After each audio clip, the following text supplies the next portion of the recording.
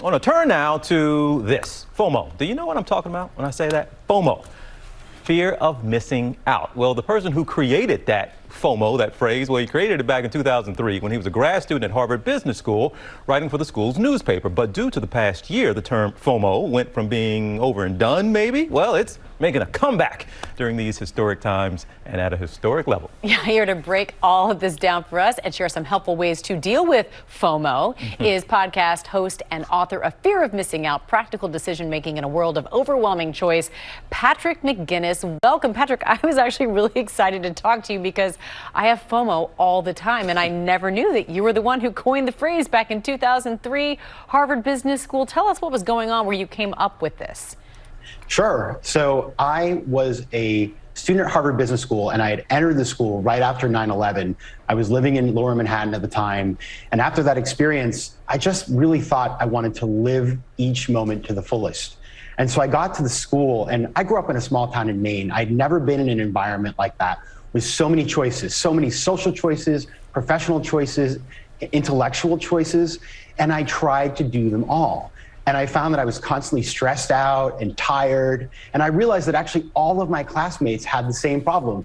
We were trying to do everything, but we ended up just feeling stressed out despite all the good things that we had around us. And so I started calling this the fear of missing out. And I wrote an article in our school newspaper that was about FOMO.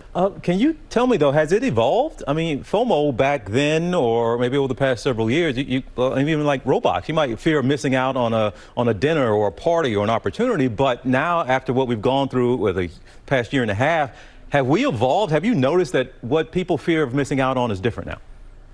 Absolutely. You know, I used to think of FOMO, as you see from the package that you just showed, I always thought of it as something humorous, right? But over time, because of social media and devices, we have become prisoners to FOMO. FOMO has become something that dominates our lives. And in the last year and a half with the pandemic, of course, FOMO wasn't about just missing out on a party or something sort of fun. It was about missing out on the life we should have been leading, spending time with families. So it became something much more profound. And in fact, I spent a lot of time on my podcast, FOMO Sapiens, talking about the fact that FOMO is not a laughing matter. It's a real mental health problem. And it's something that clinical psychologists study because it leads to stress and lower mood and has physical implications. And you actually have some solutions for helping people deal with FOMO on all levels. So there's three things I'd like to offer everybody today to start dealing with their FOMO. The first of all is to think about that question of what is reality? Is something that looks so great on Instagram, does it really tie to real life?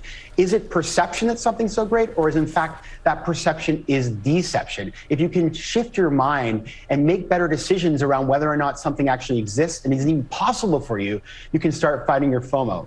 Number two, we feel FOMO when we're afraid of being excluded from some sort of collective experience.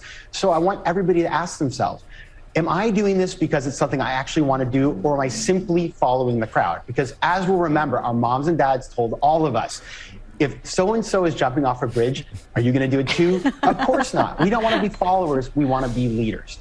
And finally, the big thing about fear of missing out is that you have to be comfortable missing out, right? So if you choose to do something or not do something, that thing is still happening, and you have to be comfortable missing out. My good man, Patrick, it is great talking to you. We could use a refresher, so I hope you could you come back every once in a while. This is a topic that's not going away. We want people to know that, yes, the book, Fear of Missing Out, is available wherever books are sold. Patrick, we'll see you down the road, okay?